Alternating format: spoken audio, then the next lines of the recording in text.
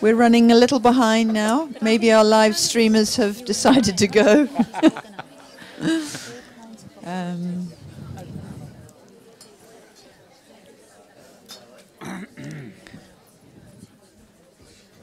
Okay.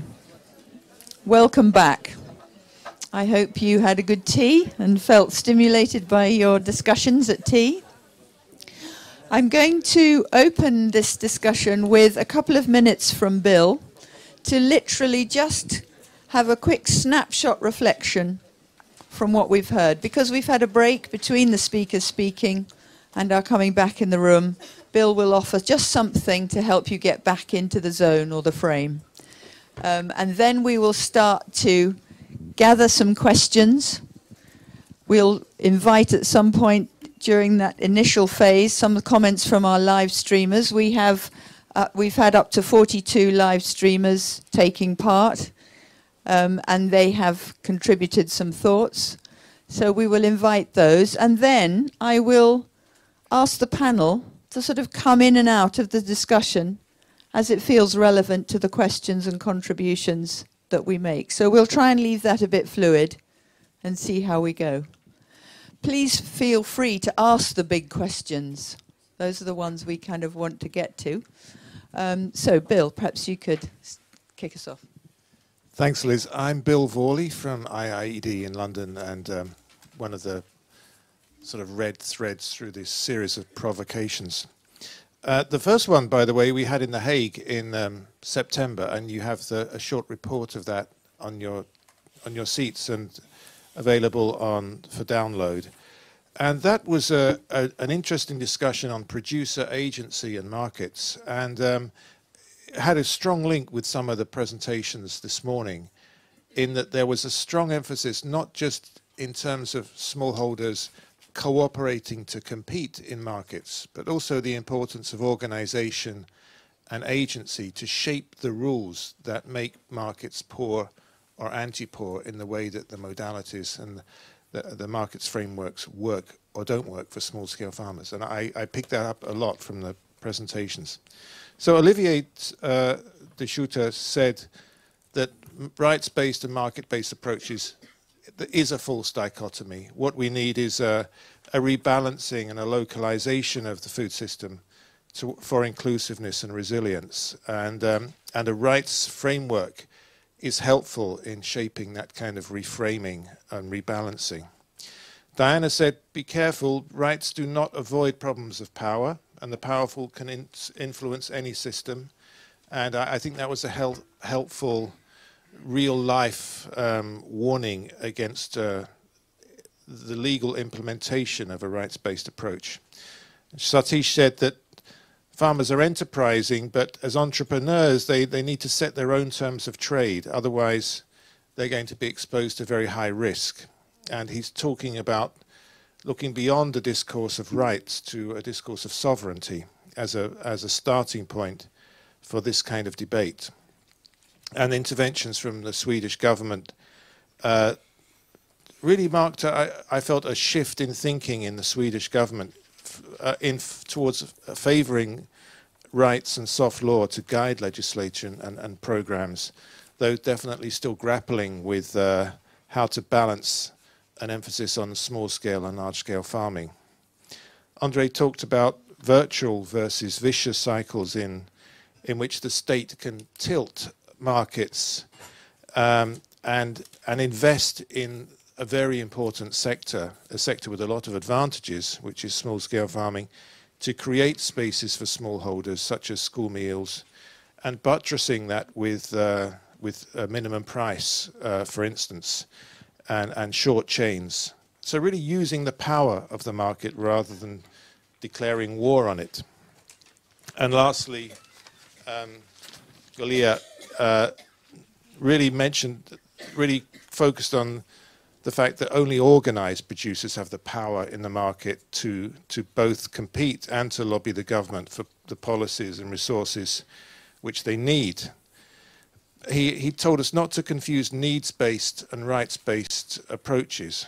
Rights build empowerment and agency into development rather than a needs-based approach. And of course, rights and agency are about process, and he warned against crude results-driven policy that is blind to process and blind to capacity. So those are my quick, horribly short take-home messages just to get the discussion going for this next round. Thank you. Great. Thank you, Bill. That's perfect. Okay, so the floor is open. Please start to chip in your thoughts. We can gather some questions and reflections at this point. We will also have some from our live stream guests. Who would like to start? I'd just like to check too quickly where the microphone is. Great. Olivia, we have a comment at the back. Here. If you'd like to just give your name and your affiliation right at the back on the left, so that people know who they're speaking to and with. Thank you very much. My name is Mike Jones. I wear a number of different hats. Firstly, in my native land, I'm an indigenous peasant farmer. Secondly, I spent something like 40 years knocking around in Africa, and 25 of those were spent working with small-scale farmers, working with them on conservation and development issues. And then the third hat that I wear is a fairly new one. I'm based at the Stockholm Resilience Centre, where I've been thinking about resilience theory and how it relates to real-world problems. Having listened to the various panelists present their views on this dichotomy, the first thing I think is that the only person who really spoke to me, who really struck a chord with me, was PV. He sounds like a real farmer, or somebody who really understands the problems from a farmer's perspective. They are far more complex than either being rights-based or market-based. Not only is that a false dichotomy, even if you bring the two of them together, they are not sufficient to deal with the complexities of the issues that you're trying to deal with. So, and that's not just my experience as a farmer and a development worker, but also my experience as somebody who thinks about these things in terms of complex systems and resilience, and how resilience ideas might be applied to helping unravel some of these complexities. I think my question for the panel, and it picks up on what PV said, is the need for food sovereignty. Now, I've heard that word. I'm not really familiar with what it means. I think I know what it means, but it seems to be related to something similar, which is food security. Now, listening to what PV said, I think sovereignty actually means something a lot broader than simple food security. So I'd like to ask PV, and then maybe the rest of the panel, to comment on what these words mean and how they might lead to a better understanding of the complexities of the problems that we're trying to deal with. Thank you. Would anyone else like to add some issues and thoughts around that theme before we invite panel contribution? Have we got anything from our live streamers on a similar vein? Not necessarily, by the looks of things. So no one else wants to contribute to that. So, panelists, we have an issue here around complexity. PV, would you like to dive in? Okay. Thanks for your appreciation, but I also think that the others made very significant comments, and not just me. It's only that you are a farmer and I am a farmer, and so we strike a card, but there are many other cards in between.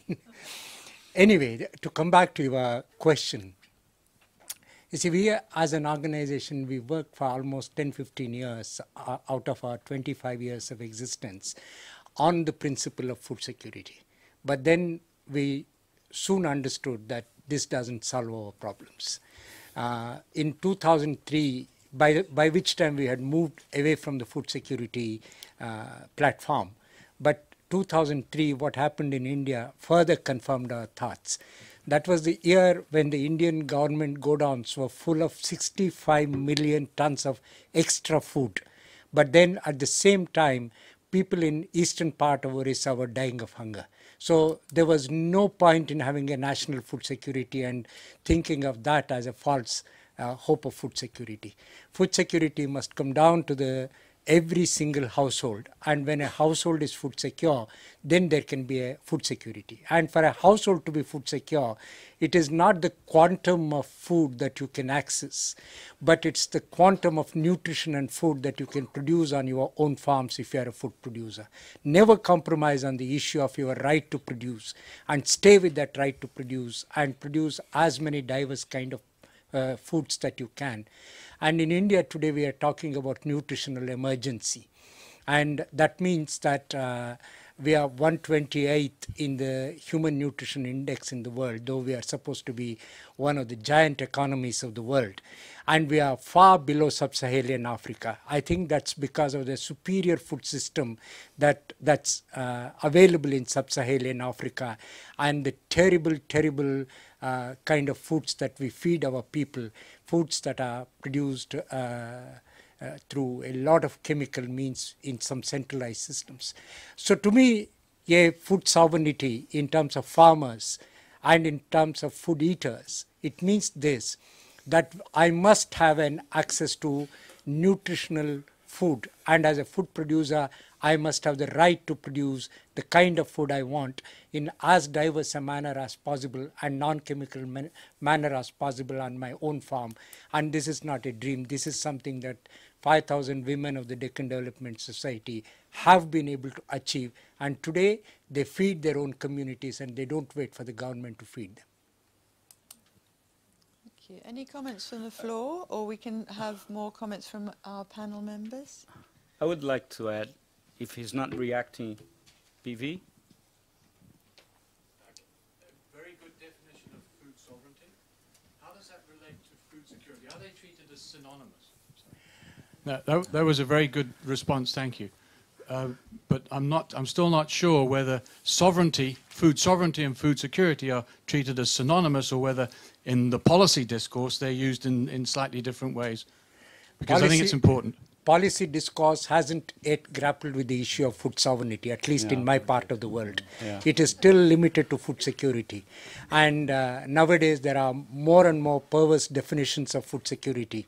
Even some of the leading civil society movement people also just say that as long as people are fed, even with the genetically engineered crops, we are satisfied. I think that comes out of a urban-based movement which doesn't have anything to do with rural realities. I stop at that. Carol, Edith, I saw vigorous nodding. Do you want to say anything about this? Yeah, maybe one little addition.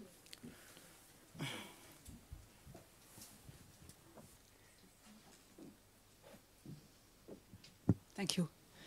Yeah, my name is Edith van Walsum. I work with IIED, the Center for Learning on Sustainable Agriculture, based in the Netherlands, part of a global network of like-minded organizations. Just one little comment to further build on this question and answer regarding food sovereignty and food security.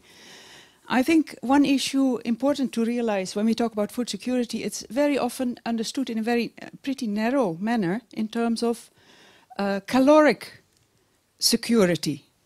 Food security at macro level is very often referred to production of rice, maize and wheat as the big suppliers of food calories. But nutrition security and food sovereignty are much more than that. And I think, well, that's what I wanted to add. But anyway, I had a question or something going through my mind regarding this whole debate that we are having today, where the question is there a false dichotomy between markets on the one hand and the rights-based approaches on the other hand?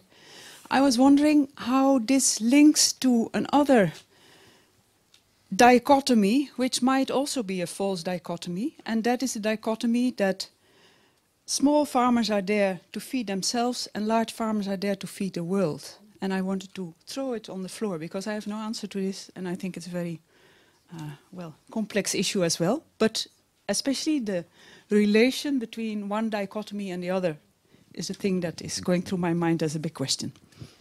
Edith, thanks for that question. I hope we can hold that one because I had a couple of other points, I think, on the food security issue. So we will come back to that. Michelle, is your point on food security? Because I have a queue.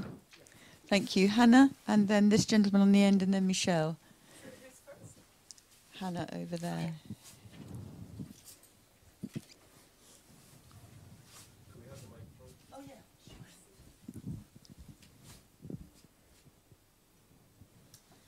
It's a man called Eduardo Morena who has written this question, and it relates to one of the farmers' organizations called Via Campesina, who has been promoting food sovereignty.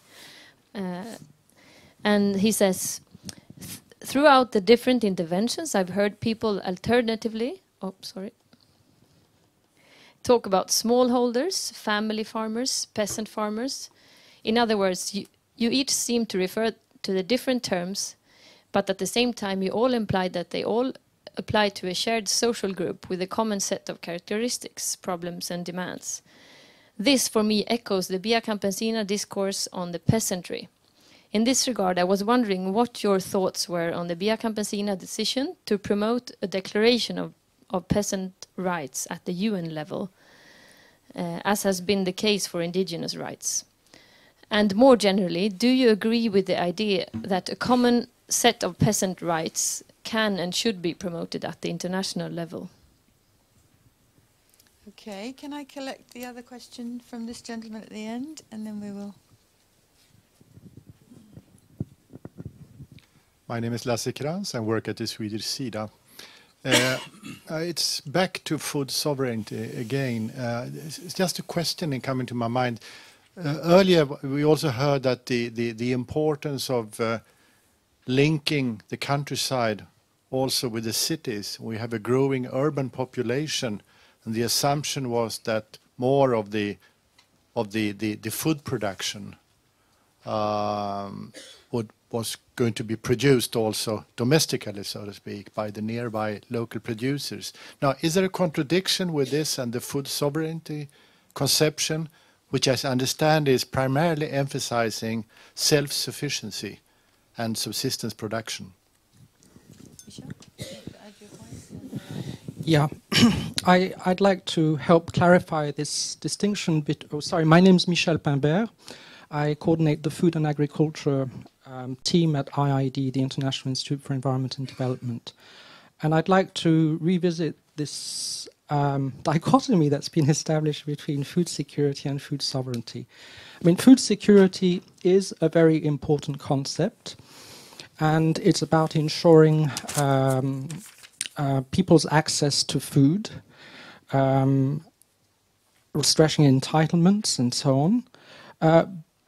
But the way it's used currently in the dominant discourse is that it tends to underplay the importance of where food comes from, how it's produced, who produces it, and on what terms, and with what kinds of impacts. It's very much a construct that says that food security should be obtained primarily through the market. It's about buying food, access in that sense, not access to productive resources. The food sovereignty paradigm, because I think it is a paradigm, is actually an innovation, a conceptual innovation that has come out of the ranks of farmers and marginalized farmers and indigenous peoples. And it's been proposed as an alternative to the neoliberal framework for food and agriculture and land use. There have been lots of discussions within social movements and peasant organizations to elaborate this alternative framework. And maybe I could just say that there are some salient features. First, the fundamental right of people to define their food and agricultural policies.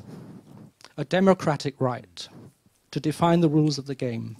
Second, the right to food, and everything which Olivier has been working on. Third, stressing the importance of agroecological models of production and systems of production that are embedded in natural processes and have low ecological footprints and are climate resilient and are also locally controlled. And another important principle is the question of gender equitable access to resources, to land, to seeds, to water, to forests and their products, and to knowledge. Very, very important. Another dimension of the food sovereignty paradigm is about trade. At no point have farmer organizations said that they're against trade or markets. However, the kind of economic exchanges proposed in the food sovereignty paradigm are about strengthening local markets, regional markets, what Olivier was talking about in Satish, and putting in place protective safeguards for domestic markets. In other words, strong measures to prevent the dumping of subsidized foods from the north that destroy markets for local producers, livestock herders, and so on. Now, those are some very important defining elements of the food sovereignty paradigm, which I think distinguish it very fundamentally from the dominant food security narrative, which the FAO uses, the World Bank, and many university and policy think tanks still. But I think it's to the credit of people out there in the field who've actually taken the conceptual initiative to reinvent a vision for food and farming based on equity, inclusion, democracy, dynamic adaptation. And there's a lot of discussion and elaboration of what this paradigm means in practice and what would be needed in terms of policy and institutional innovations, as well as redirecting food and agricultural research. So I'll just stop with that. I hope that it clarifies the difference. Thank you. On our panel, who would like to reply? Olivier. Just one word to say how absolutely correct Michel Pimbert is in describing with these four components this paradigm of food sovereignty, despite the various definitions around the concept.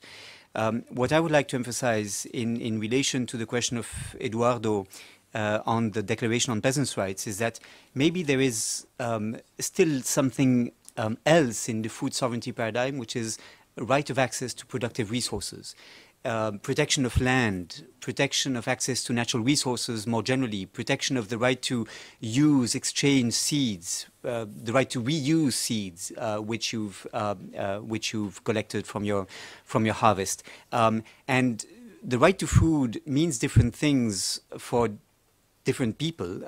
It is not the same thing for the urban dweller than for the farmer. But for the farmer, it certainly means being protected in one's right to produce food on which one's incomes depend and one's access to food depends.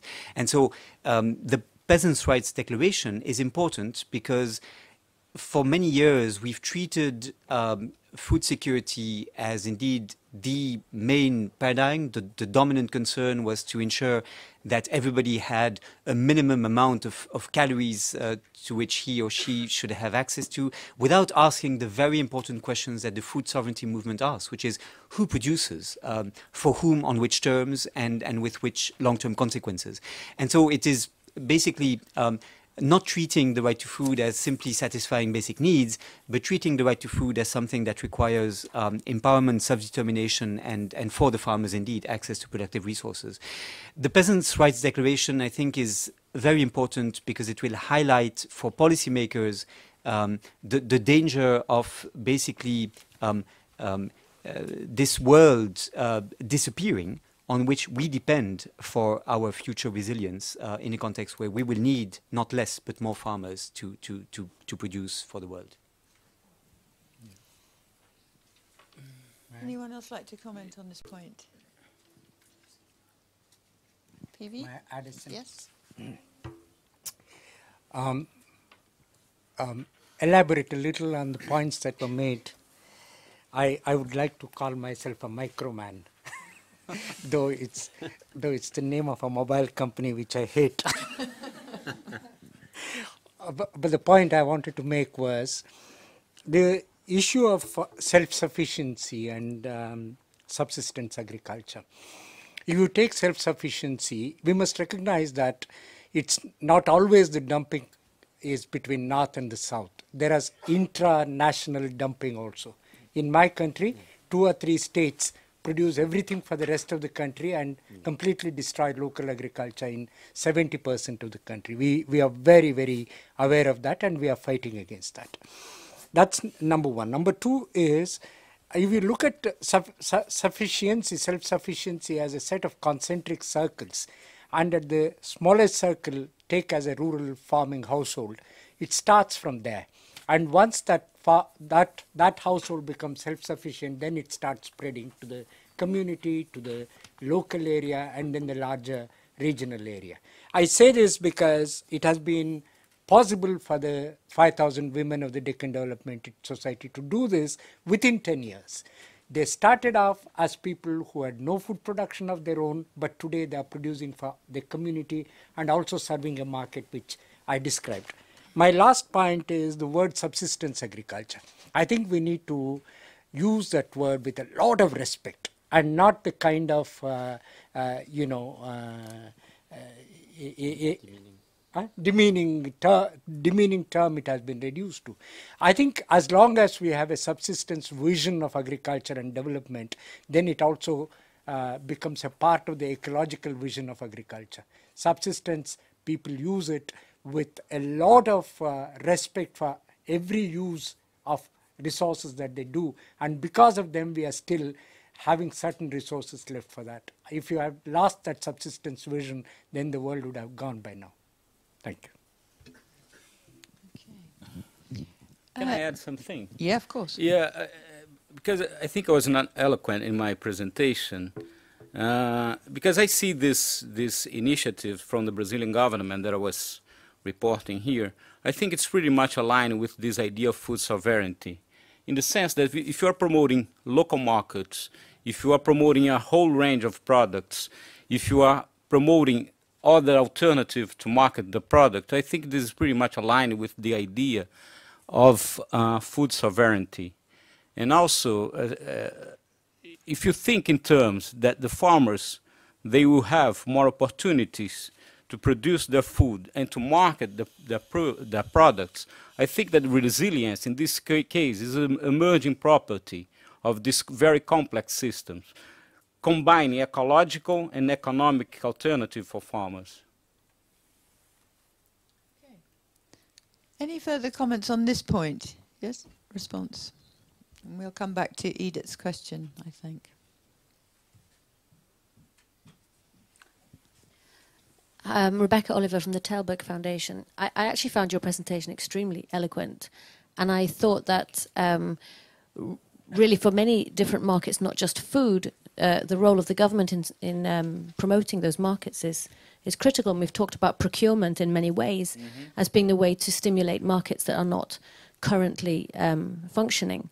And really the examples that you were giving were procurement examples. Yeah. And so I'd be interested in what the rest of the panel say. How are other countries finding ways to support the markets? Because surely the markets that have received the most support have been the large markets that are involved in export and in global trade. And now what needs to happen is either to reduce the power of those. Now we realize that there are some risks associated, environmental risks or nutritional risks or what have you, from cash crops, low nutrient cash crops. Surely you also need to bolster the local markets and the small scale biodiversity supporting markets. So I thought it was a very, very interesting example indeed, and I would wonder what the rest of the panel feel about that as ways to provide government support for just what we're talking about. Can I just... You want to comment directly? I have got, this is obviously sparking off a few comments. We've got the question that Edith asked, which I would like to go back to at some point. Edith, are you happy that we kind of roll with this for the moment? And we'll give it a few minutes. So I've got a comment from Michelle and this lady and this gentleman. Do you want to dive straight back for a quick one? Yeah, because of course I'm telling the pink picture, but there's the other side. I come from a very contradictory country, and I'm talking about 2.5% of smallholders that are reached by this policy. And if you think in terms of the amount of money, of resources that go to big business, to the agribusiness, it's a huge amount. So still, it's a power relation on that. I don't want to that I'm cheating anyone here. Okay, we had Michelle, then we had the lady in grey, and then we had the gentleman in grey. Liz, I had a couple of questions on a different topic. Then can you hold? Yes. Could we have the lady of the grey jumper?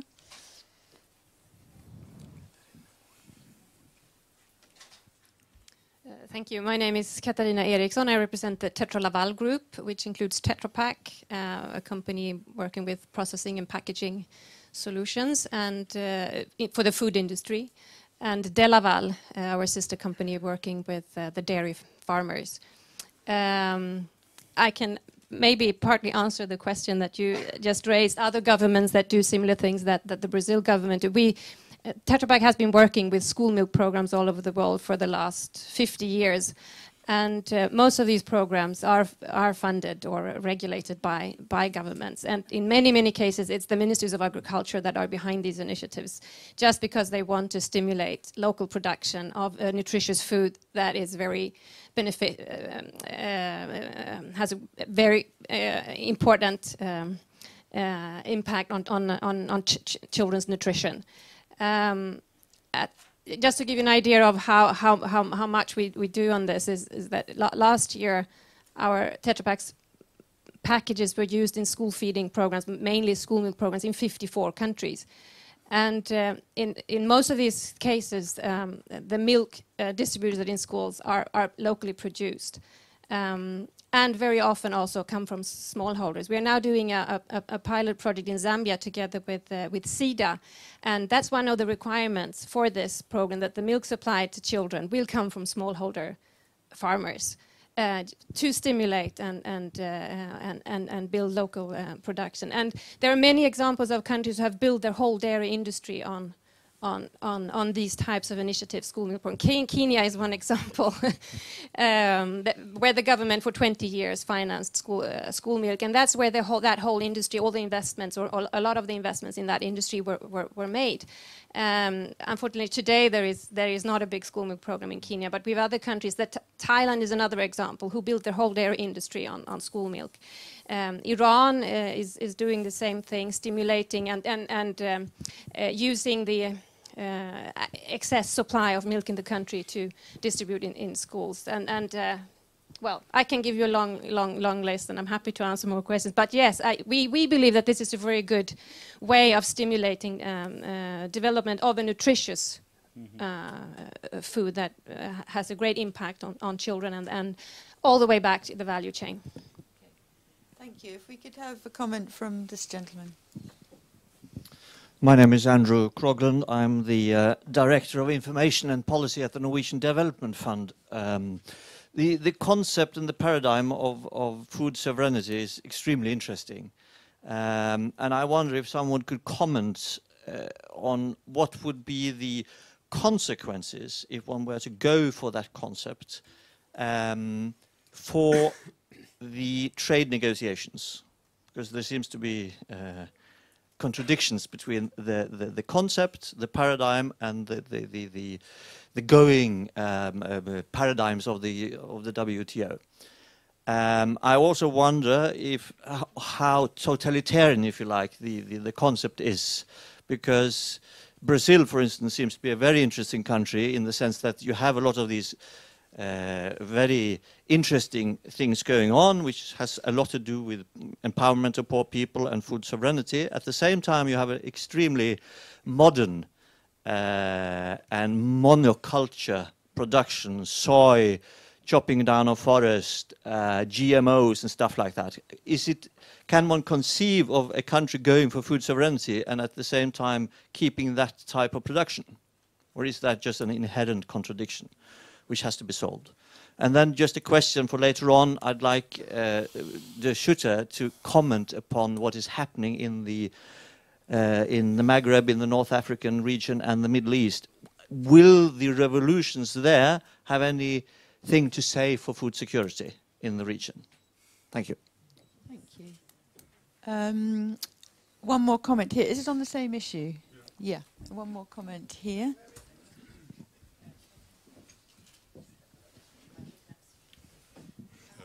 Thank you.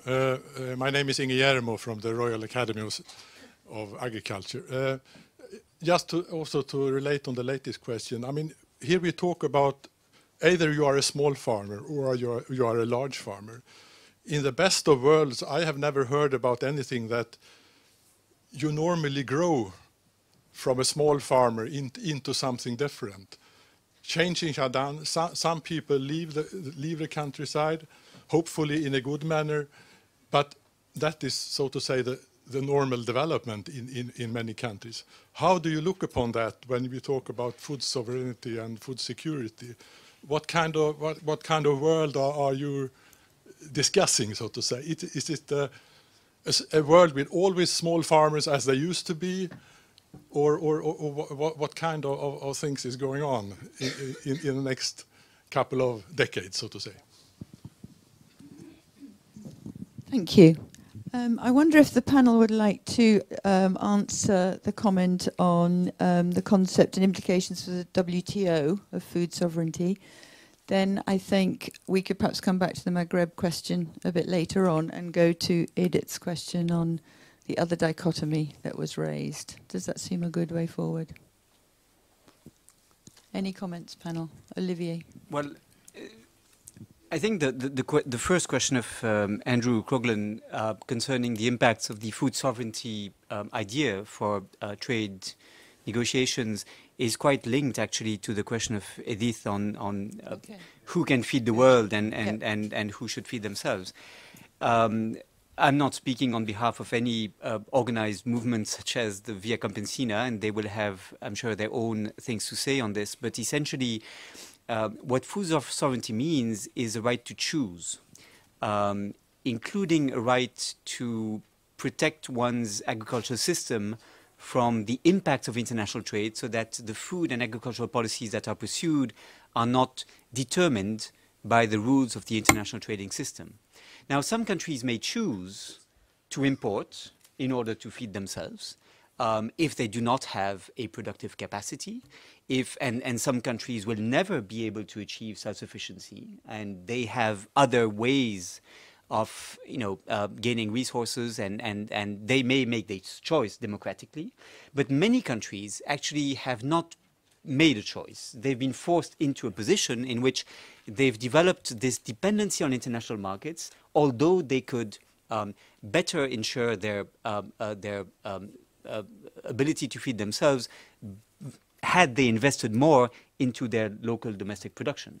And these countries are now realizing that they are in a very difficult situation, because they've developed what I called earlier on this addiction to cheaply priced food on international markets, as a result of which their agricultural systems have been destroyed, and they now have to plan their ability to climb up the ladder of self-sufficiency, which will make them much more resilient in the face of price shocks on the international markets, which in the future shall become more severe and more frequent. So I think this is the direction in which they are thinking, but it is running counter to what many see as the future, which is lower barriers to trade in agricultural products, and therefore food circulating with lesser possibilities for the countries to protect their borders. Now, we have to recognize at the same time that for certain food deficit regions, it is very important to be able to import food and to have international markets which are well functioning. But again, the question is, how will the choices be made, and will the countries be able to manage their short-term need to import with their long-term need to be more self-sufficient in food production? One second and much shorter comment I'd like to make is based on your question about the next 20 years and what is the kind of world we are envisioning. I'm sorry I didn't hear your name, but I think one key thing I'd like to emphasize is that while we are discussing a lot on the agricultural sector, we also should keep in mind the links between the agricultural sector and the other sectors of the economy. I do not think that it's a good idea to tell countries that they should specialize into agriculture at the exclusion of all the rest. The countries that are succeeding are countries which have a diversified economy, and the countries which are succeeding are the countries in which the linkages between agriculture and other sectors have been well managed, and this requires a good timing for these countries in their entry into international trade and globalization. And Brazil is indeed a country which has managed this balance, not just between small-scale and large-scale farming, but also between various sectors. I think, like many others, that countries who are as a result of international trading systems, forced to produce raw commodities as their only source of revenues, are countries which will never be able to climb up the ladder of development. So part of the discussion on how to sustainably combat hunger is how will a country manage these priorities and protect also its industries when they are nascent industries before opening up to international trade. Okay, we have a comment from this lady here, and we also have something from the live stream. Would the live stream like to go first? We still have questions from you, Michelle, in due course. Thank you. Okay, there's a question from Ibrahim.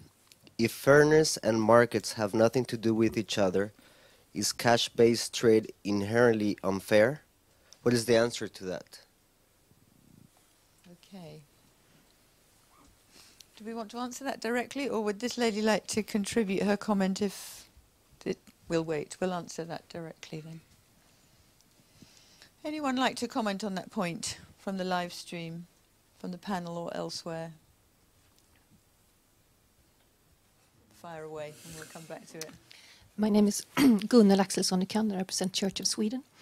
And first, a very short comment on the issue on WTO compatibility with this food sovereignty. And I think the answer is quite simple as it is today, because any country who has signed the agreement on agriculture has promised not to increase their tariffs, which is to give away part of its national sovereignty as to food policy. But I wanted to bring up, go back to the issue of local markets and how to stimulate them. And I think first we've said enough, not enough, but the issue of procurement has been brought up, and I think it's a very important example that you've shown from Brazil. But you're also saying that you have minimum prices in Brazil as guarantee prices, which of course is a very powerful tool when it comes to stimulating markets and guarantee a market for a farmer. However, it's also the kind of policy that we have had in EU for many years and created a lot of problems, and we have hard times getting away from fixed prices. Now we have direct support, and now we're struggling how to decrease the budget to the common agriculture policy. So I just think it's interesting to look at, is the EU way of supporting farmers, is it only a bad example? Could it be done in better ways, and how is it functioning in Brazil? And could it be used as a model? Because I think it's quite the most powerful tool when it comes to supporting farmers. It's really to guarantee them a price. Any reflection on that? Who would like to respond?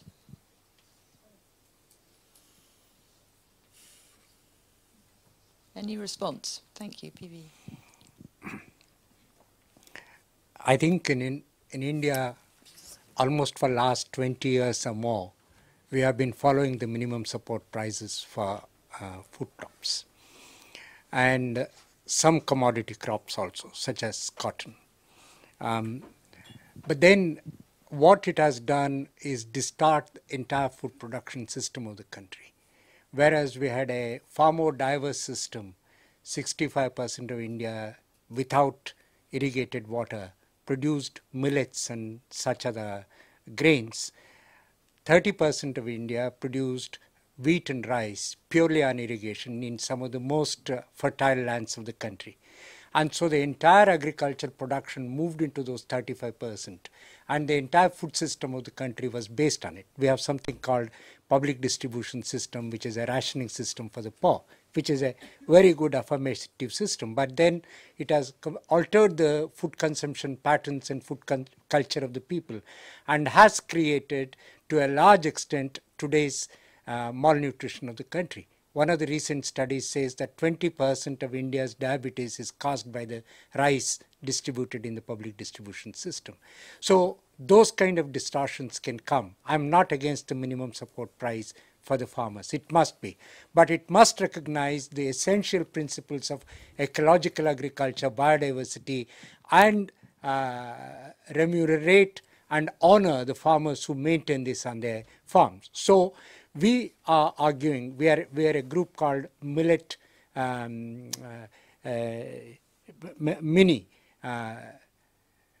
Millet Network of India.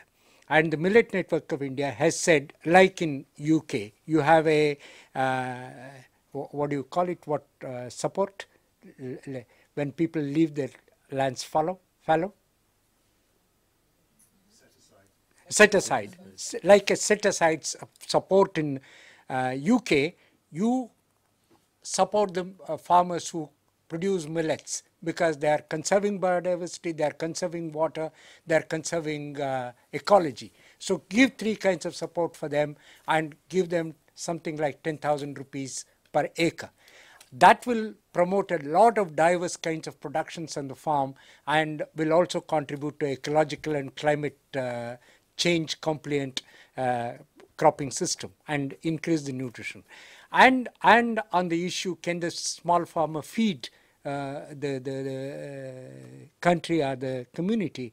I think we have live examples. I don't want to get into a large explanation of it again and again, but it is suffice to say that today, if 150 communities of women farmers coming from the degraded ecological zones who completely support their community with the food production and food sovereignty, why can't it be possible for the rest of India? That's our argument within the country, and we can apply it globally also. What is lacking is all the confidence of the small farmers has been completely decimated in themselves, and that confidence must return to them. And once you are able to return it, then both the answers to our friend there, will the small farmers stay on the land? Certainly they will stay on the land. There are 10 different ways that they can stay in the community on the land and make their life productive as well as very satisfying, and their well-being can be assured. And those farmers who have left the land and gone into the cities in a country like India where 700 million people are farming people, their condition is absolutely pathetic. And I don't think we should envisage that kind of a condition for more and more farmers. We must see the ways how farmers can stay on the land and support themselves, and also make the government not to abdicate its responsibility for the community, for the food sovereignty, for the climate, for the ecological well-being of the nation in supporting these kind of farmers. Thank you. Any comments on this question of confidence? Okay, well, that's fine. No one was leaping out of their seats at that moment, so. So my name is Maria Schultz, and I'm working at the Resilience and Development Program SwedBio at Stockholm Resilience Center. And I don't know if you're familiar with the debate under the Rio Plus 20 on its 2 main topics, one on green economy and one on the institutional settings for international environmental governance for the Rio Plus 20 conference next year, which is a follow-up, from the UNCED conference 92. And under the green economy debate, it's a dichotomy between developing countries and developed countries. Just on this subject, I would say that maybe developed countries promoting more and more sort of market-based solutions under the green economy hat, and developing countries are raising issues, especially from Cuba, Venezuela, and Bolivia, and so regarding the rights-based approach. That the state might have to control and regulate the market if it's really going to serve for social aspects, equity aspects, distributional aspects, and a poverty perspective. And I just wondered if you have been involved in this debate or anything. And also last week, UNEP released a report on the subject, the Green Economy Initiatives report. And well, it's just a question if you have been involved. That's lovely. It has been quite a bit of a discussion about that the agriculture side has been lacking. I mean, small-scale farmers' views have been lacking in the debate. Many things, so to speak, from developing countries. Do we have some other questions to gather around that issue before we invite the panel response? I have Michelle who has some questions. Michelle, you may wish to put them now or wait, or we'll try and gather some more around this kind of green economy. It is related. Thank you. Let's.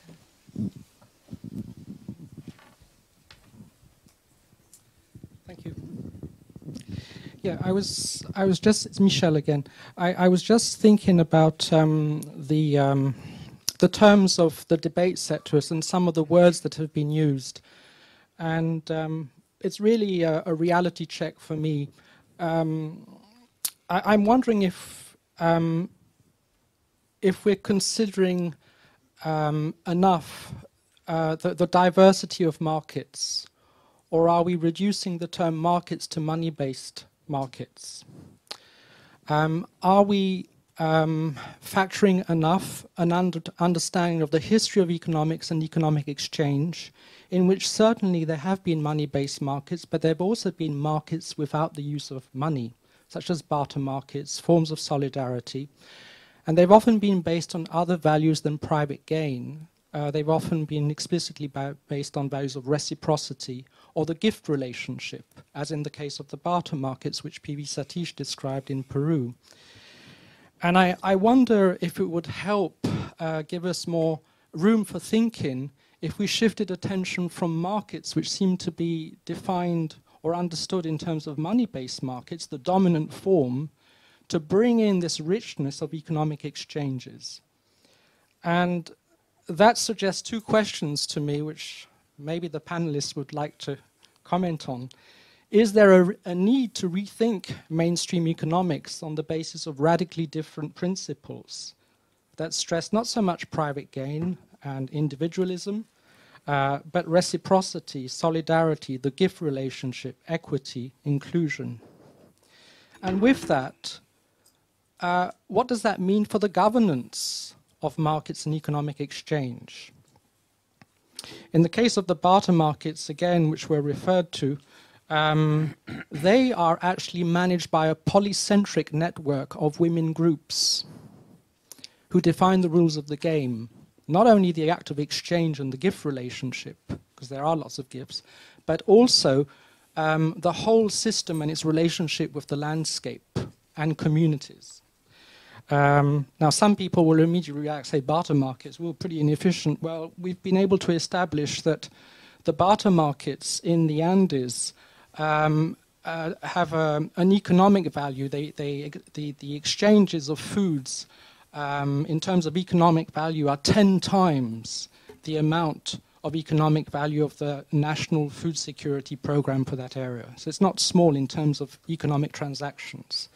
But I think this raises very interesting theoretical questions and practical questions for donor organizations, for policy think tanks, and social activists who are looking for alternatives or better ways of reconciling rights and markets. Do we need to broaden our purview to talk about economic exchange in its many different forms, rather than fixate on money-based markets?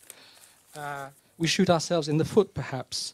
And if we talk about forms of governance, certainly networks of polycentric organizations, local organizations, but also people's assemblies, communal assemblies, and citizen federations. This takes us in a very different realm, probably the realm which Karl Polanyi stressed when he said there was a need to re-embed economics in society. It's a major project, a major practical and theoretical project now, and political project at this point in time, as part of redefining the rules of the game.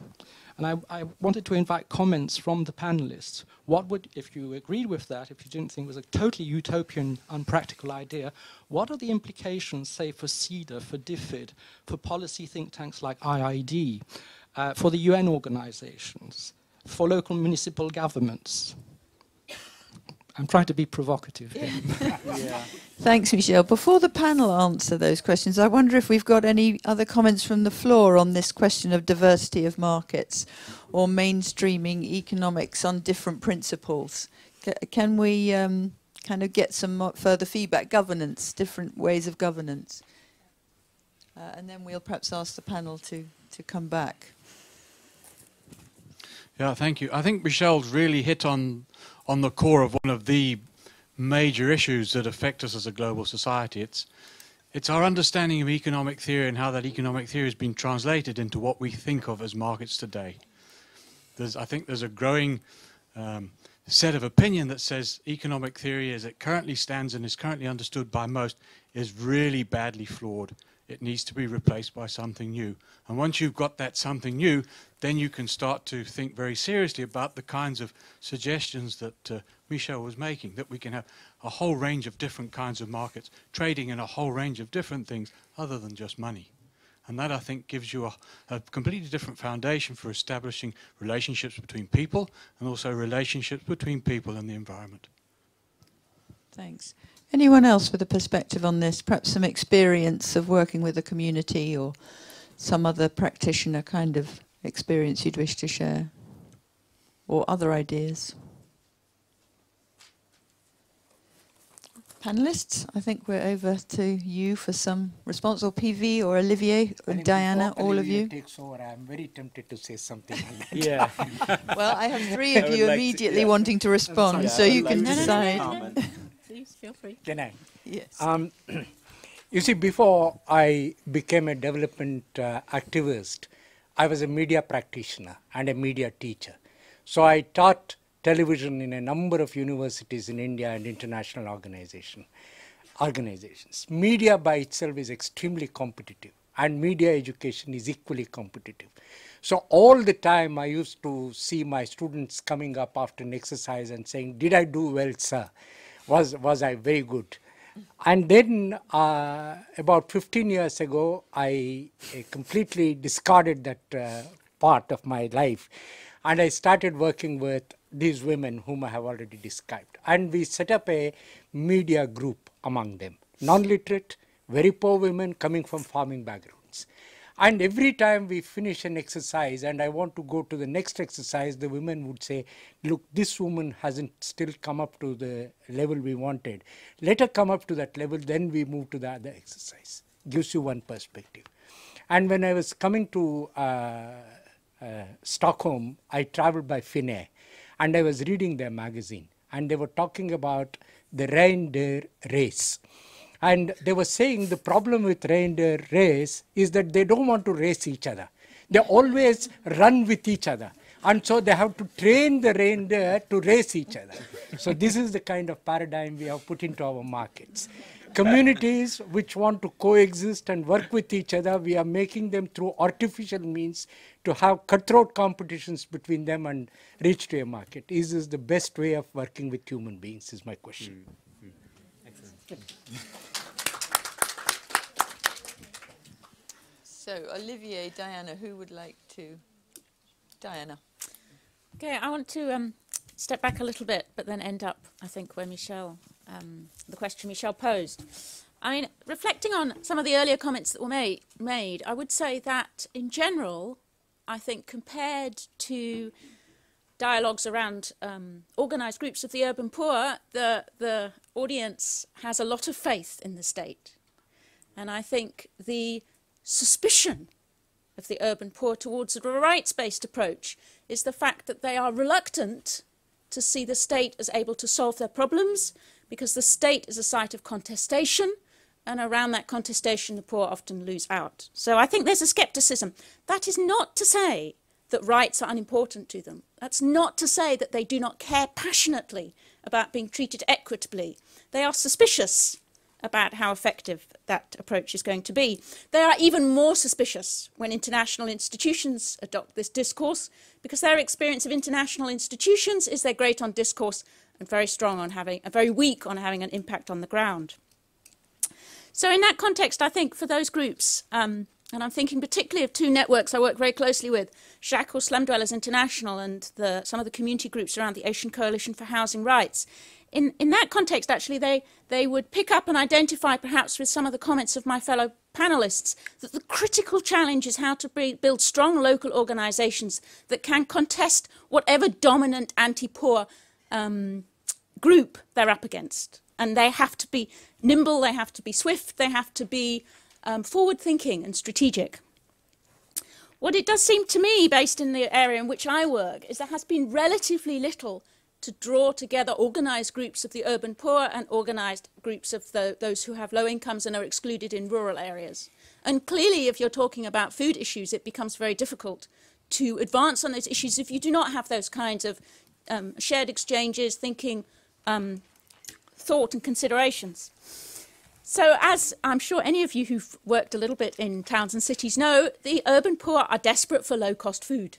Many of them are malnourished, they do not earn enough, wage levels are often not even enough to take account of their daily needs, let alone their monthly needs. And they work in labour markets, which means they mine their labour essentially until they have none left. That doesn't necessarily mean that they have very short-term goals.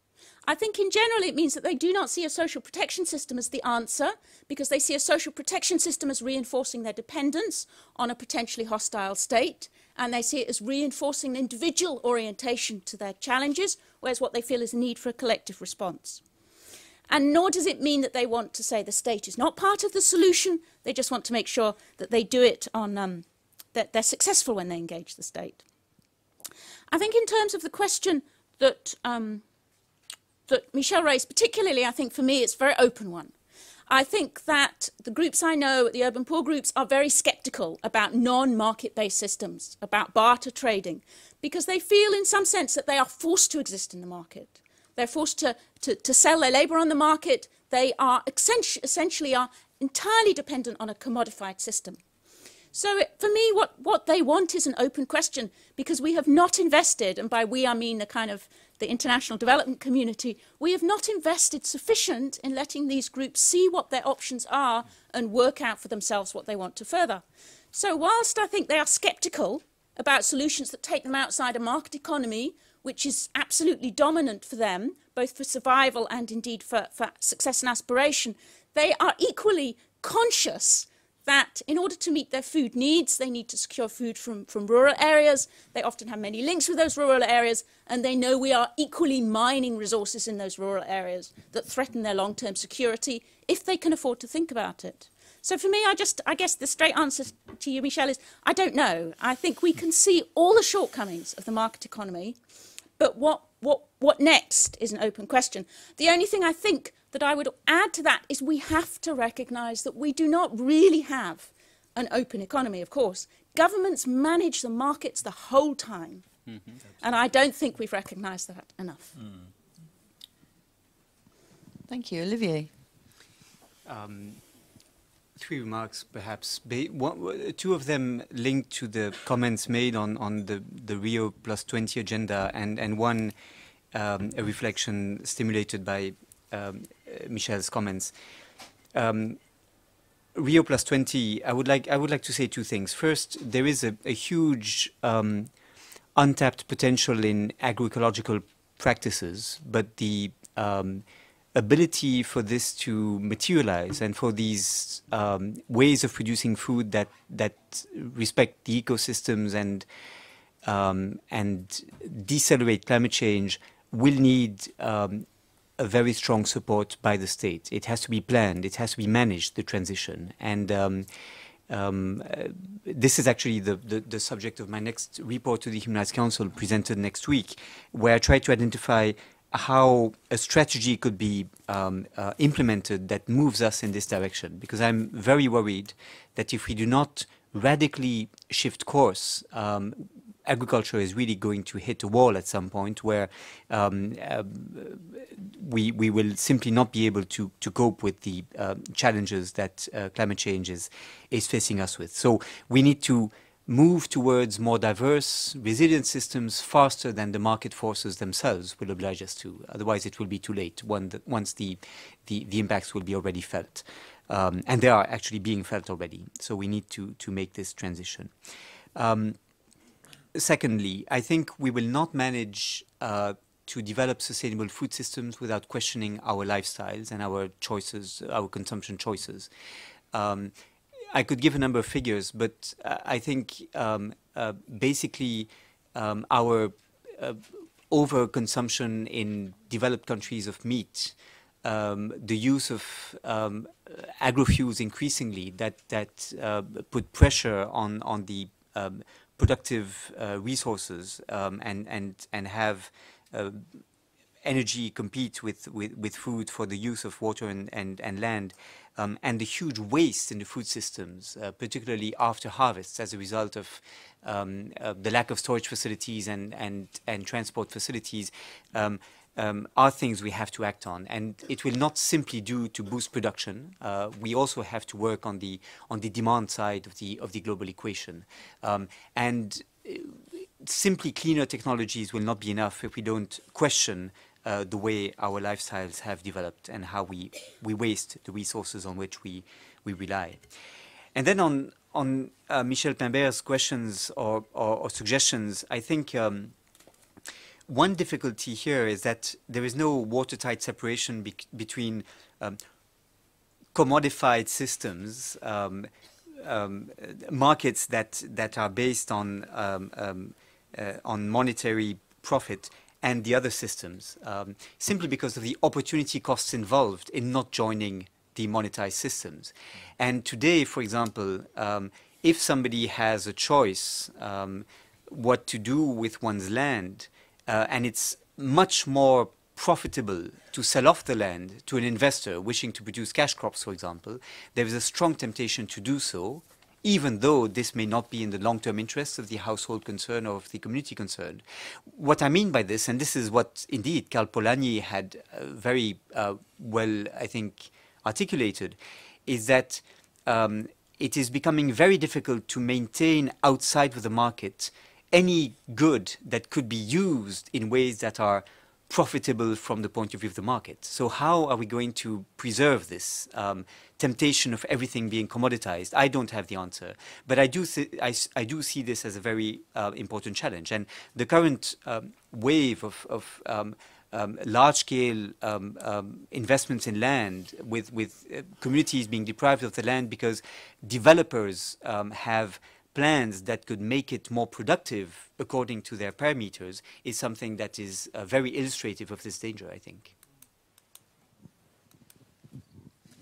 Do we have any immediate feedback on what Olivier has just said, or the question that Diana posed around sort of strengthening local organisations? Does anyone here have experience that they could share around either of these 2 points? Thank you. Lady in there.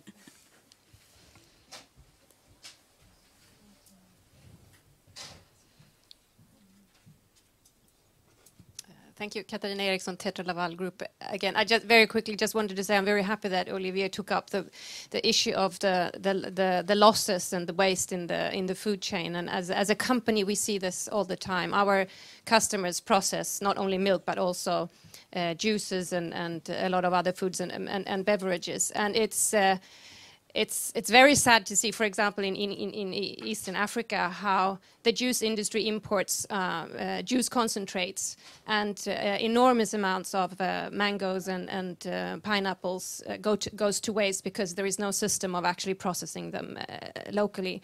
And before talking about producing more, why not focus on actually utilizing all the resources that are already there and that are going to waste? And an open question to everybody: how can we help these countries to actually utilize the resources that are already there? And this is for both small scale and large scales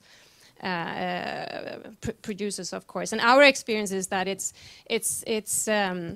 definitely possible to integrate smallholders into industrial value chains, and this is what our customers do all over the world. And we try to support them in that, to build systems whereby you can treat a lot of small farmers as a larger entity. Smaller herds together can be treated as one big herd. We are working with dairy hubs in many countries to make this possible, so that smallholders can be linked to the value chains, and to create those linkages and dependencies where actually for example, the dairies are depending on their farmers to deliver good quality milk, but also farmers being dependent on actually being able to sell all their milk, and not only every other day or during half of the year, but every day, to rely on a processor actually buying their products. Thank you. Anything else on this particular issue? Yes, Carol, Edith, and I'll then come over to the internet for some live questions. Bill. Yes, I'm Carol Gripner from HIVOS, Netherlands. I think HIVOS was already introduced earlier. I'm very happy with Diana's remark on the need to invest in building strong local organizations, because I feel that if we talk about options, it should not be us discussing the options, but it should be them deciding on what are the options and what are the most suitable options for them in their particular settings. And I fully agree with the statement that really there hasn't been sufficient support for building up such kind of organizations. I recall from the first provocation also that it was mentioned that the large majority of small-scale producers is unorganized. So I think there's a real challenge to deal with that issue. And I think, I mean, if we really want to put that higher on the agenda, I think there's a really strong need to build a case for small-scale agriculture. And I think here in the room we're pretty much convinced that small-scale producers are productive, can contribute to economic development, food security, climate change, and so ever. But I think in the outside world, there is often a very different view. I think that's what Edith was also touching upon when she talked about this dichotomy between small and large scale. So I think there's also a huge challenge to build up the case for small-scale agriculture. And I know there have been reports and incidental case studies and so on, but I think the case is still not strong enough. So I would like to put that on the floor, like how are we going to build up that case much stronger than it is right now? Edith, do you want to add to that? You had your hand up. And well, I had my hand up on a slightly more concrete level, you were asking the floor for examples about different types of links between urban poor and rural poor. Diana was referring to it, and different kind of market models. I'd just like to very briefly refer to what I believe to be a successful experience from Ecuador, where there is a movement of what they call canastas comunitarias, where urban poor have organized themselves, organization comes in here, to procure their own food from groups of producers which are living surrounding the urban areas. And this has really grown into a movement because it has been so successful. I think it's really worth studying more carefully. You had a comment at the back. Thank you. Yeah, just a little anecdote. I lived in Zimbabwe until 2008, and the economy collapsed totally there. When you have a situation where an economy's collapsed, you'd be amazed at how inventive people become in finding new ways and building new markets to solve their own problems. So I think what happened in Zimbabwe is one example of how new kinds of markets can emerge under different situations. And then I'm also reminded about the transition town movement in the UK, which is another attempt to find new kinds of markets and new ways of enabling people to relate to each other and for towns to relate to country and to farmers and producers. So these, I think, are all very important experiments that are happening right now, and I think it would behold us all to study those a little bit more to help us find alternative kinds of economy to the dominant global paradigm. Thank you. Okay, Carol asked us to look at the huge challenge to making a case for small-scale agriculture. You look like you're going. But I wondered if, Engelia, is this something you'd like to respond to, particularly before Carol goes? Yeah, I think, like I said earlier in my earlier presentation, it's really very much context-specific. When it comes to the food sovereignty debate, you find very strong movements among the Via Campesina, and they've taken really conceptualize it much further in its various elements. And actually, right now they have a representation within the Brussels, the European Commission. On the other hand, when you look at the African, the big move by the big multinationals to push the green revolution, where you have GMOs, you have no voice for the civil society, then you look at what will be African agriculture look like in the next 10, 20 years when it's all dominated by big seed producers, the Monsantos. So what I see, and that's what I argued in the beginning, it's important to target support to these movements, to these farmers' organizations, to build their capacity for policy analysis. And if you look at the political advocacy that actually happened during the WTO negotiations and the G7, G8 meetings, it actually forced them to change policies when they had a lot of demonstrations in the last meeting in Seattle. So I believe there is possibility to change the arrangements that we have today, look for other alternatives. It's a question of how we build capacity and the kind of support we give to farm organizations.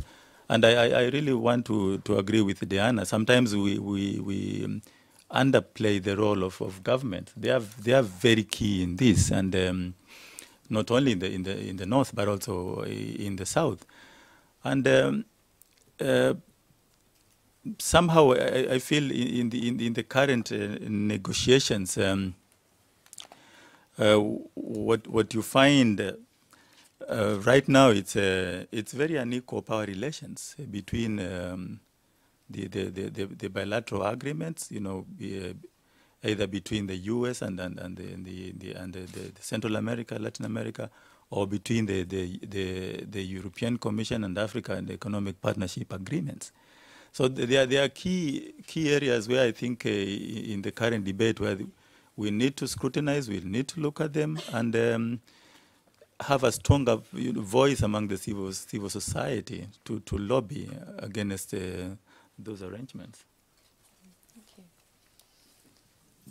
Any further comments on this challenge from the floor? Because I'm going to go in a moment to our live stream and gather some questions from there.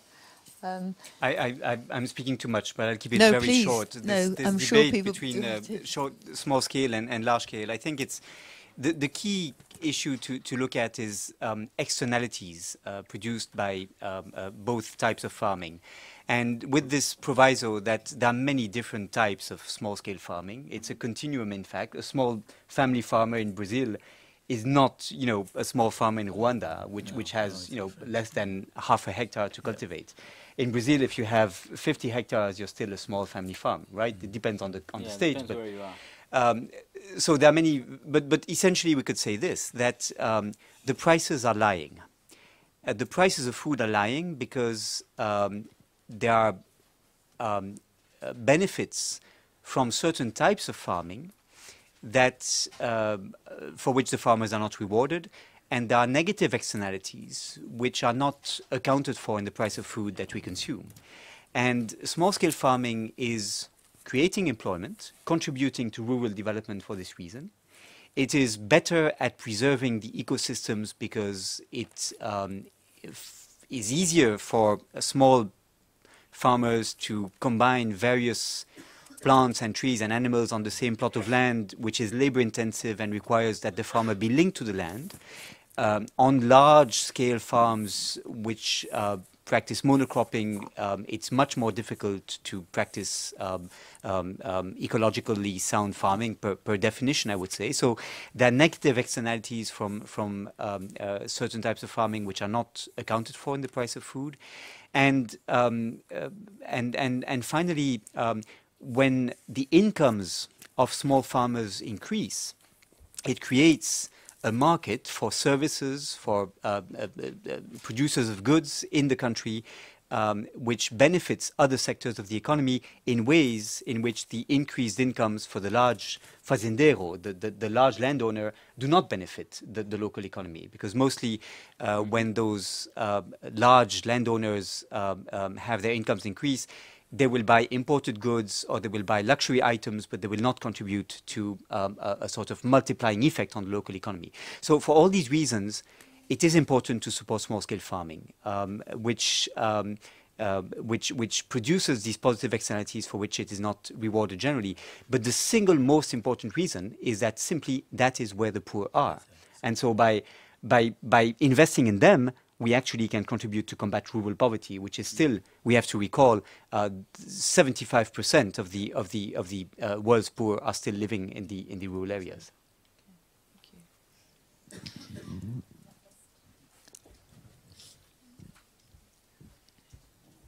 We've got one more. We've got a couple of comments here, and this lady at the top.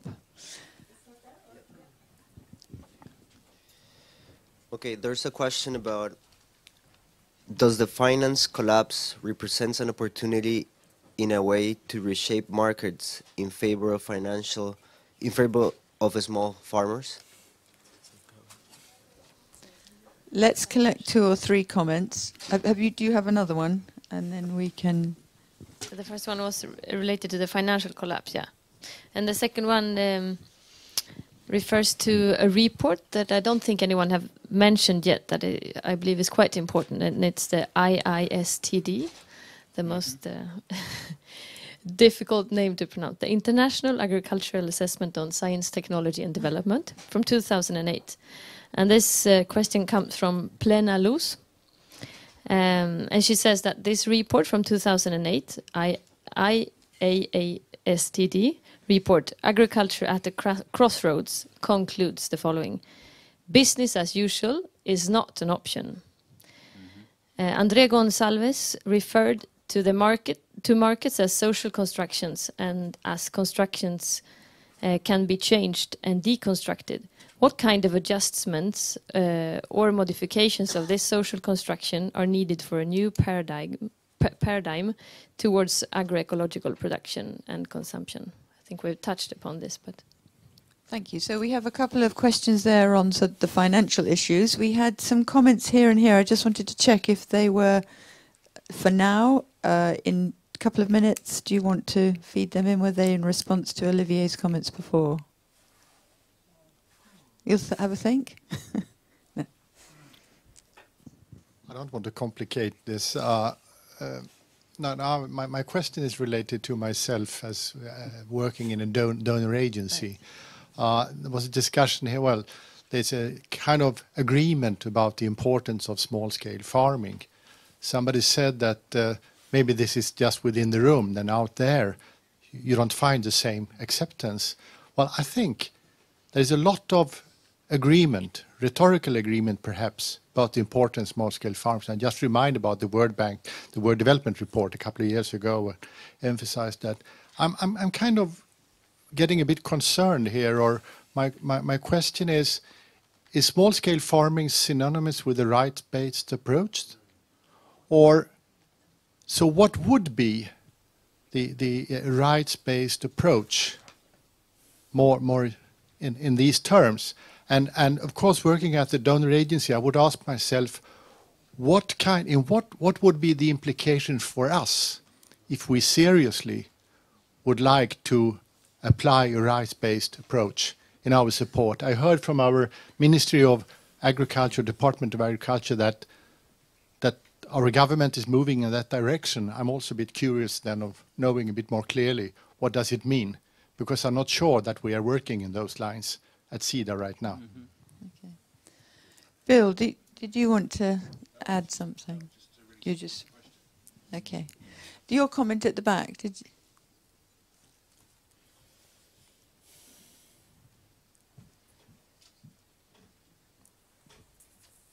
Of course, everything is all intricately linked together and interdependent.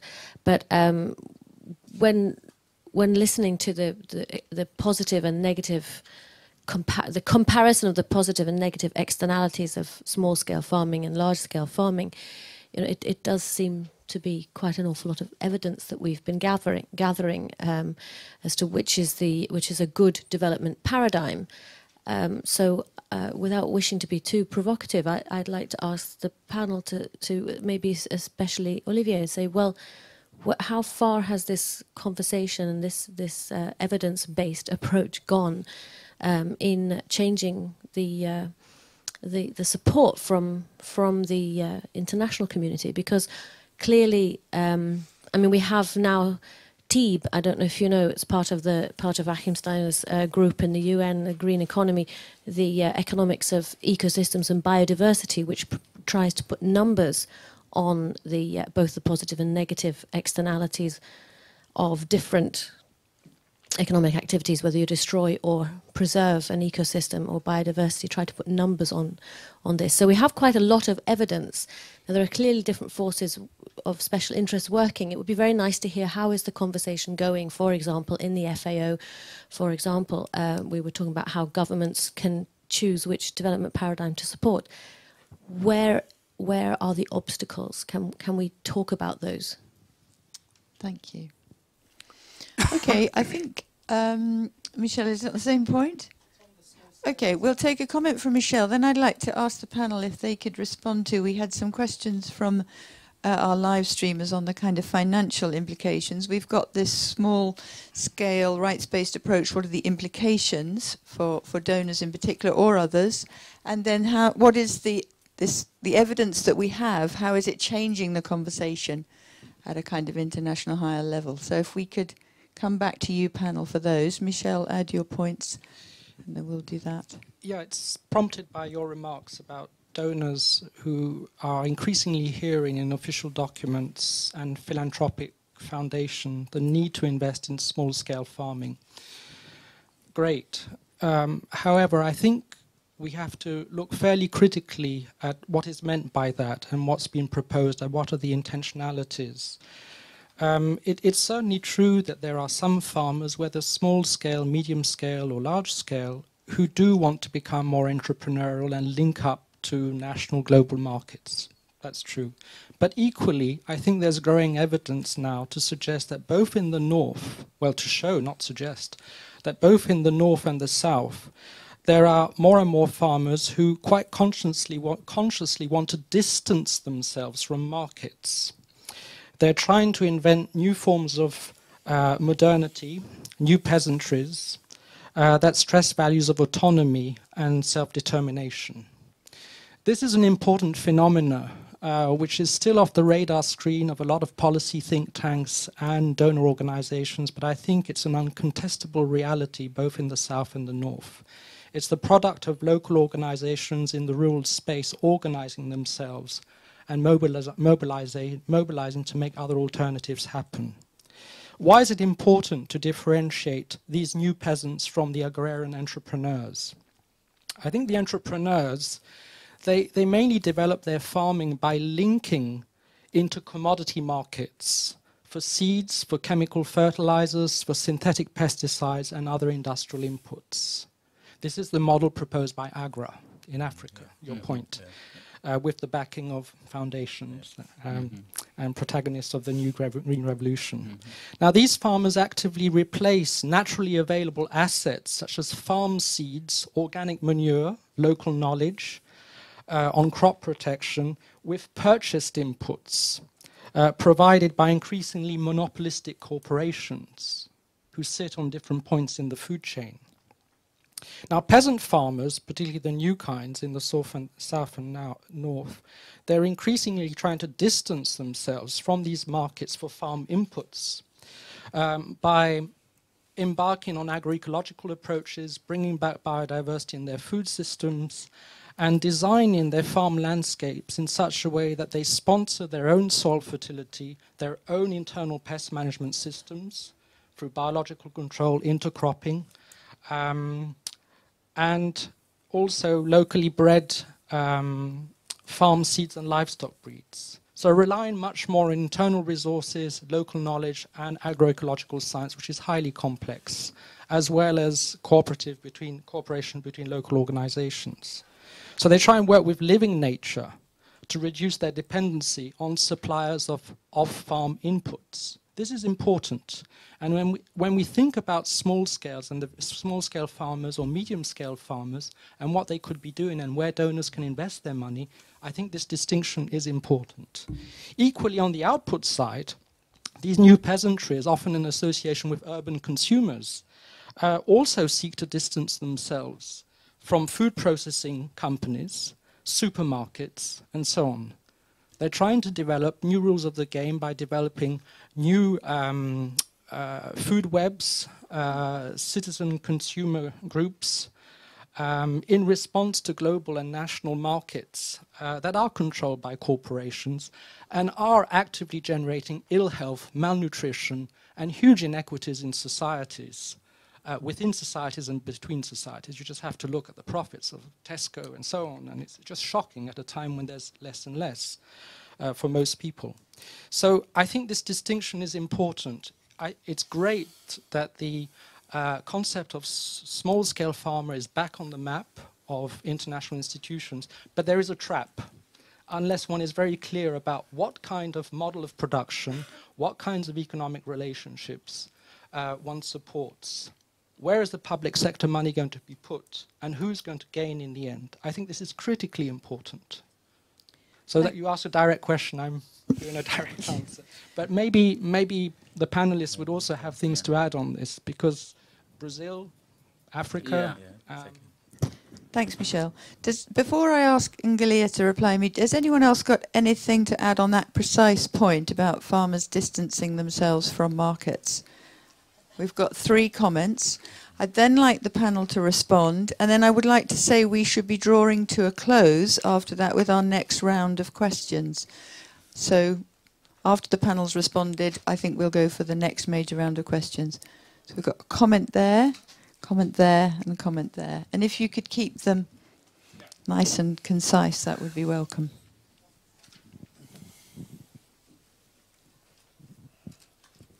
Okay, my name is Anders Ekbom. I've been at the University of Gothenburg.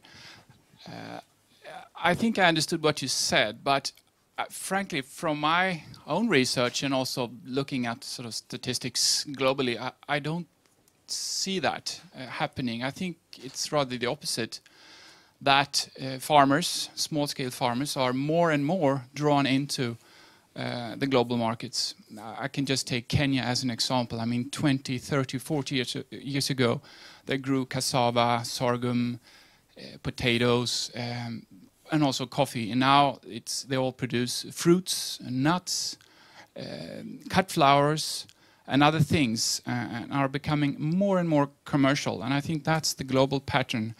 And one can wish, I think you're true to some extent, but what I see globally, it's rather the opposite trend, that farmers are more and more drawn into the global market through producing new crops, becoming more commercial on the input side.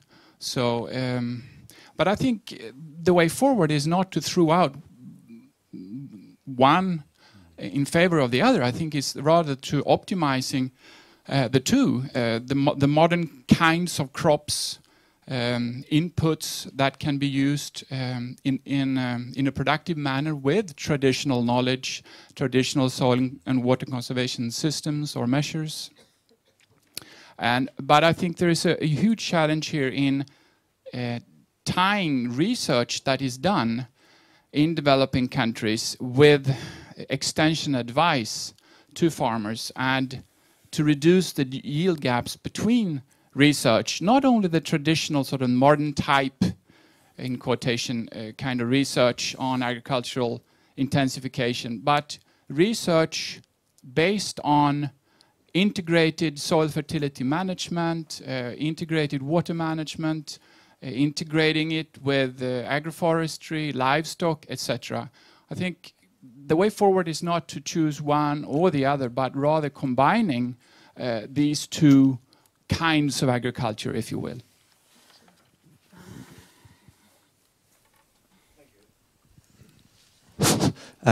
Maybe a little on the side, but given that the IIED report was mentioned, and that is probably the most acknowledged report on agriculture ever having been written, but still not mainstream knowledge, shouldn't we demand of the UN system that there were made a type of report in the vein of IPCC or TEB or whatever, which focuses on agriculture at the crossroads we are now seeing? Because it seems to me as if there are so many major decisions to be made, and there are so many questions up in the air which need to be addressed, and on a global level. Maybe that should have been done and thought of earlier concerning this Rio Plus 20, which is coming up. That would have been maybe the natural place to have had such a report being published.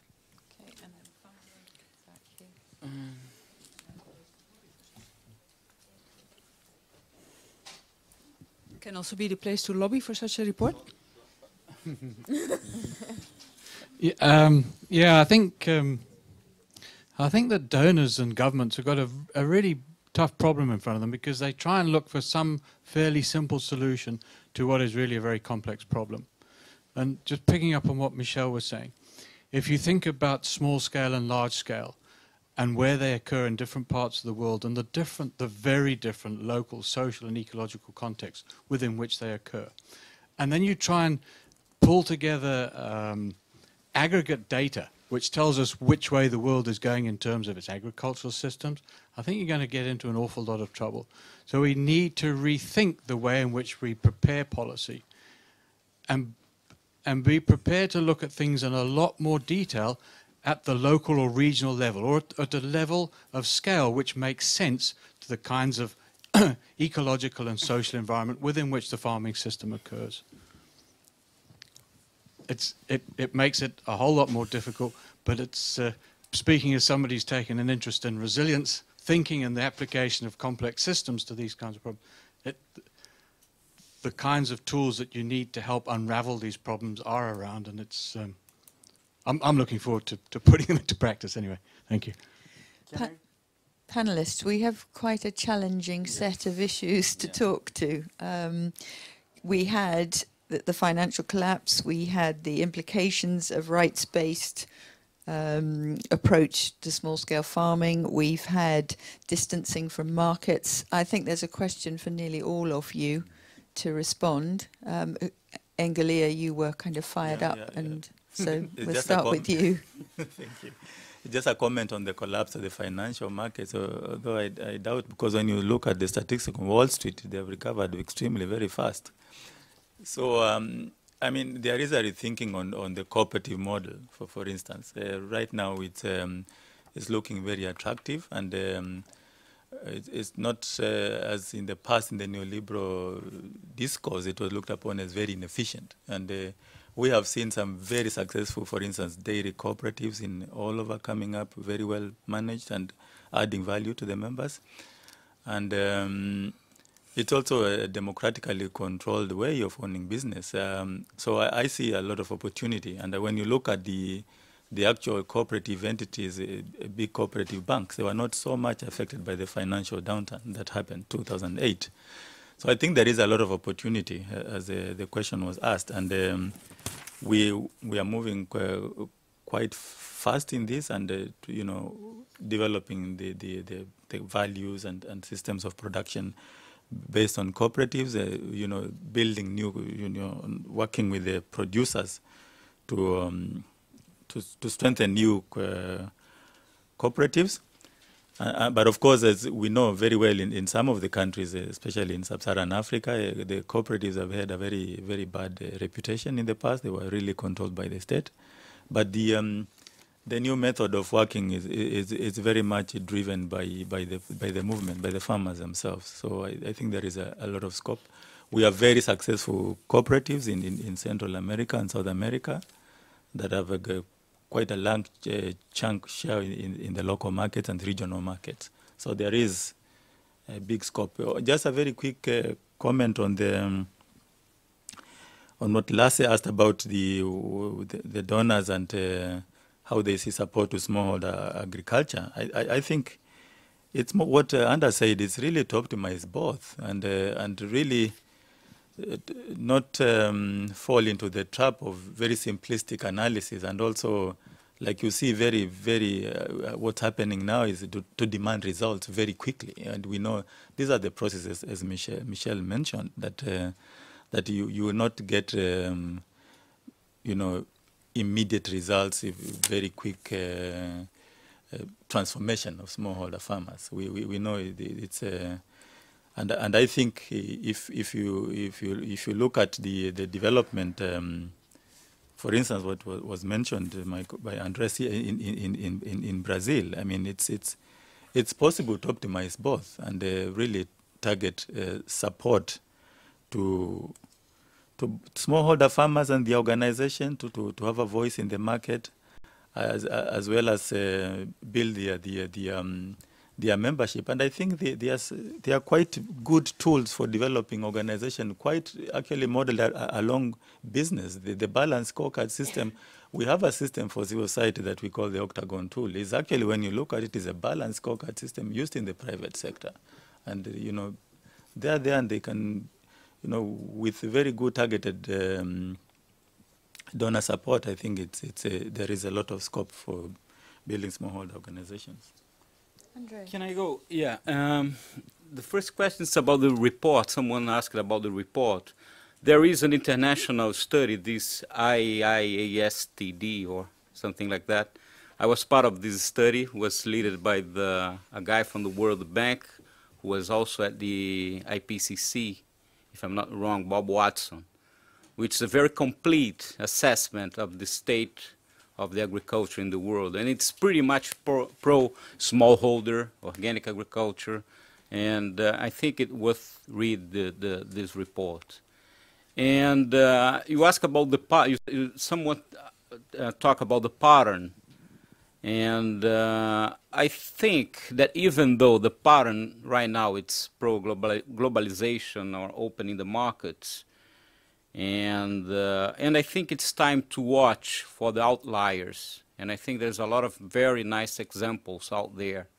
And I learned in statistics that when we want to see a different picture, we have to look for the outliers. So I think it's time to look for the outliers.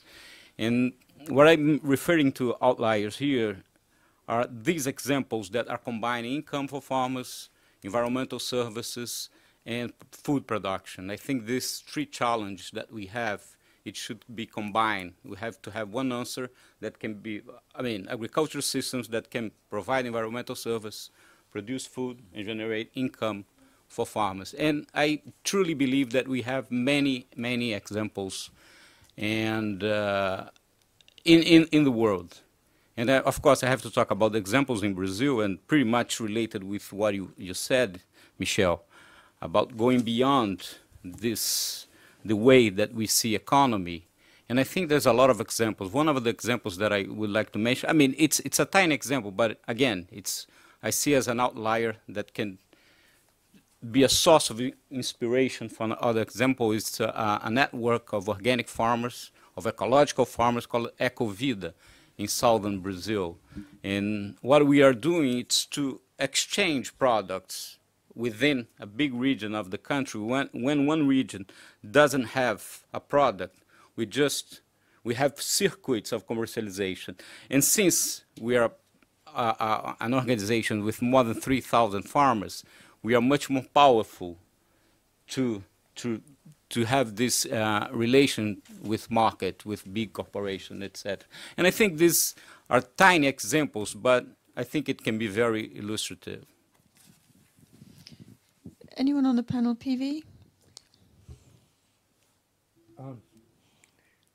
I want to make two comments on the issue raised by our friend from the Gothenburg University. What you say may be true in terms of the spread of market inputs into agriculture in numbers. But I think very few people have gone behind that and see the reality of why that is happening. Let me illustrate it with one example of the genetically engineered cotton from India, BT cotton. And within 6 years of its cultivation, now the IIED has gone to town claiming that 90% of India's cotton production is based on BT cotton, which is true.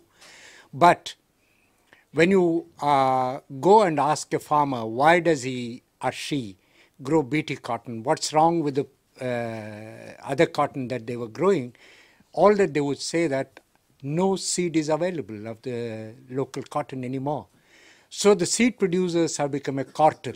They have blocked the old hybrid cotton seed coming to the farmer. So the farmer is today growing under duress, the BT cotton. And what is the consequence? The other face of reality. Within 5 years, from 0% of the soil, which has become toxic through rhytotectania, a kind of a root rot disease that comes because of the that came because of the BT cotton. From 2% of the soil, it has spread to 40 to 45% of the soil within 5 years. So in terms of immediate profit, what the farmer is sacrificing is his entire survival base, that is soil. Problem number 2. And third point in the same area is what Dr. Stone, a very distinguished anthropologist from United States, who studied these cotton farmers for 2 years, he has raised an issue, that is complete de-skilling of the farmers. Farmers who used to know what to grow and how to grow it have completely lost that capacity because of the externalities of seeds and other chemicals. So today they can't make a decision of their own. They have to depend upon the decision made for somebody else, including their own government and multinational seed companies. So this is one part. The other part, Olivia told me that I must mention this. The market of the women, which we call the market of the walkouts. We don't use the word dropout because they have not dropped out of the larger market because they are incapable of it, but they have deliberately walked out of that market because they don't like to work and engage with that market. This market of the walkouts over 10 years has grown by 30 times, And like I said, all the farmers have year after year made between 35% to 120% of dividends they have earned. Therefore, keeping their own principles intact, managing it democratically, and not letting go the principles of ecology and biodiversity, they have been able to make it. Why isn't the government of India or a donor agency studying this market, which offers you all kinds of equalities that you are talking about, gender equality, the equity between different sections of the society, the market of the excluded people. Why is it being so successful? Why is that not being supported? And my last point is, while the rest of India shows us 250,000 farmer suicides, this region has not recorded a single suicide in the last 10 years. That means here it is supporting life, whereas the other market is supporting money. So what do you want to choose from? Thank you. And on that note, I'm going to draw us to the final closing part of our meeting. Sorry? We're going to draw, we have time, we need to draw to a close.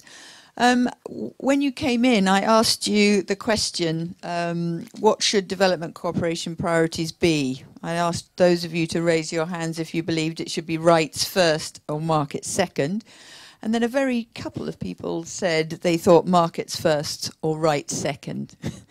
I won't be asking you that question again, but one of the reasons we asked it was to get you thinking about what your thoughts were, what your impressions were, and we're thinking now, what is your learning from today?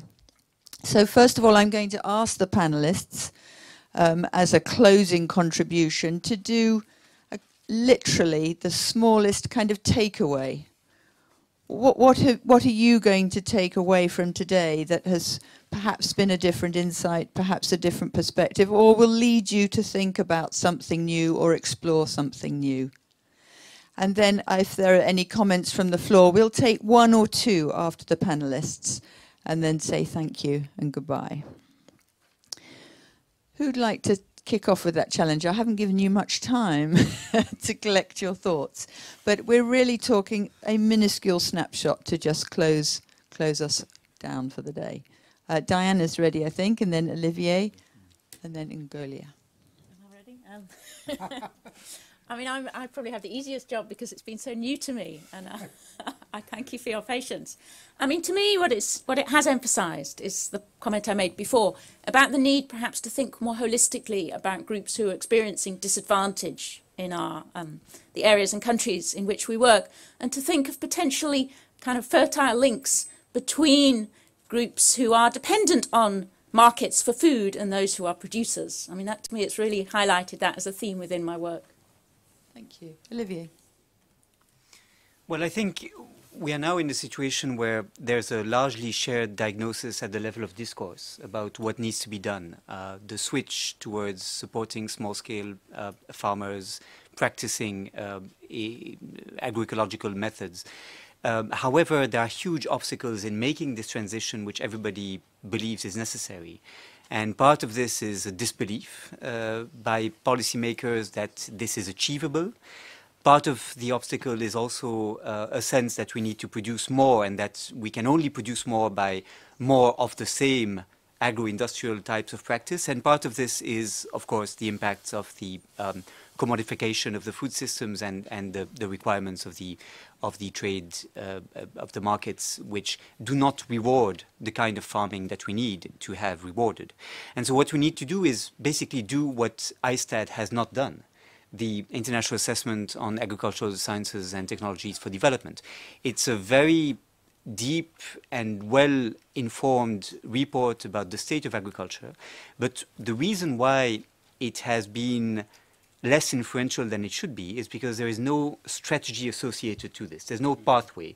We know what the end vision should be, but we don't know what the itinerary should be that can lead us there, so that it looks utopian, it looks unrealistic to achieve, and it looks revolutionary, and people only are comfortable with the small steps that are more reformist than revolutionary. So what we need to do is develop this strategy, this multi-year pathway that can lead us from today to that not so distant future if we identify the specific measures that we need to take. There is a place where this can be done, and that is the Committee on World Food Security, which is one important forum where such issues can be discussed on the global level, and which shall develop over the next year a global strategic framework, which is a sort of plan of action for the international community. And I believe that the IIED report should be one of the most important documents that should guide the development of this strategy. Thank you. Who else? Yes, Andre. I think that my final word, it's about the sense of urgency. I believe that we already have enough evidence. It's not a matter of having more studies, more. I'm not saying that this is not important, but I think that we already have enough information and enough evidence that smallholder agriculture can produce enough food, produce environmental service, and generate income for farmers. It's that. Thank you. Galia. Yeah, I'm more and more convinced that the way to go is the rights-based approach to supporting smallholder farmers. And up somebody asked us, what are we thinking about what is happening in North Africa? Maybe I think the solutions lies outside the conventional wisdom. And somehow I believe very soon we'll reach a tipping point where it will become a necessity rather than a debate issue, because it's rather critical.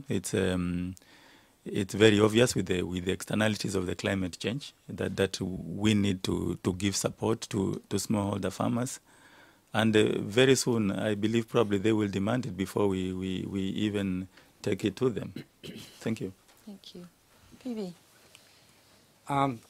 I never thought that what I listen to and learn on a day-to-day basis from this community of very small women farmers would get such a resounding support, endorsement from a global community like this.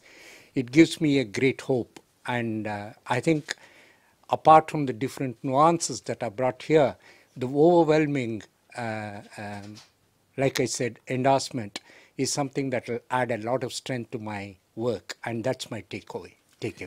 Thank you.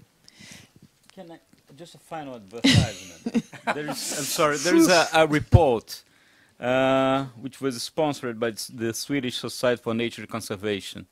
And there are copies in Swedish and in English. We don't have copies for everyone, right, Karin? And Thank you. Is there anyone in the audience, one or two people who would like to give a takeaway? This gentleman here. Well, thank you, and I've been listening carefully this afternoon. I'm Henning Envall from the Foreign Ministry here. I deal with multilateral development cooperation, mainly World Food Programme and FAO. And I'd like to thank Diana Mitlin for sort of challenging the sort of widespread belief in the state in this audience, and indeed, in some cases, even central planning. There are things that the government could do. For example, in the global discourse, challenging export bans that unnecessarily drive up prices and affecting poor people. And we could support agricultural development, which SIDA does, which the government does, agricultural development, science. We could give through the World Food Programme, food assistance to the people where it really doesn't work at all. But, I mean, could I remind people that the big story of development over the last 3 decades or so, isn't that millions and millions of entrepreneurs in Asia that have lifted hundreds of millions of people out of poverty, and in the process taking a number of countries on course to achieving the first Millennium Development Goal on hunger. So before we sort of chuck out the standard economics textbooks and go for alternative economics and even, as was suggested in the panel, using the common agricultural policy of the European Union as a good example, I'd be willing to challenge that at any time. Thank you. Okay, I think it's time to say thank you very much indeed. Firstly, thank you very much. I'm sure you'll all applaud our speakers for today. Thank you very much indeed to all of you for your inspiring contributions. I would like to thank you, the audience, for staying with us and continuing to contribute good ideas, both in the building here and online. We haven't obviously been able to answer every question and contribution, but thank you for having made them. I'd like to thank our colleagues from One World who have been doing the live streaming. Thank you for that. And also our organisers, for our host, our partners in these series of provocations. Our next provocation is on the 30th of March. It is in Paris with SMV and IRAM, and it's on making markets work for the poor and its discontents. It will be online if you can't make it in person. And then we have other provocations in May and June, which you will also find online if you visit the address on the bottom of this leaflet. I think that's me finished. Thank you very much.